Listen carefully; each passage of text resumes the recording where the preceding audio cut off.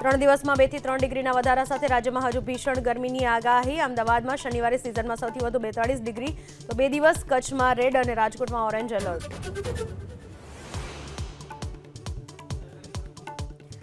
રાષ્ટ્રપતિ દ્રૌપદી મુર્મુએ વકફ સંશોધન બિલને આપી મંજૂરી, નોટિફિકેશન કરાયું જાહેર। હવે કેન્દ્ર સરકાર નવા કાયદાના અમલીકરણની તારીખ માટે નોટિફિકેશન પાડશે બહાર।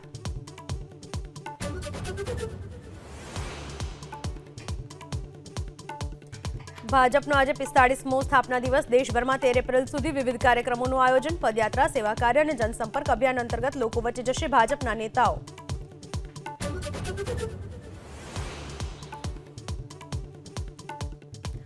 અમેરિકામાં ટ્રમ્પ અને મસ્કની વિરુદ્ધ રસ્તા ઉપર ઉતર્યા લોકો। ન્યૂયોર્ક, વોશિંગ્ટન અને બોસ્ટનમાં જબરદસ્ત પ્રદર્શન। ટેરિફ વોર, નોકરી અને અસામાજિક નીતિઓને લઈને ઉગ્ર વિરોધ।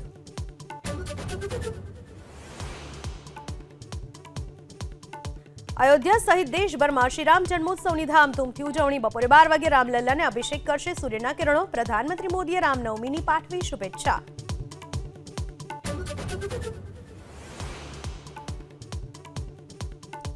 જામનગરથી દ્વારિકાની પદયાત્રા પૂર્ણ કરી અનંત અંબાણીએ દ્વારકાધીશના કર્યા દર્શન। વહેલી સવારે પદયાત્રામાં નીતા અંબાણી સહિત પરિવારના સભ્યો જોડાયા। મંગળા આરતીનો પણ લીધો લાભ।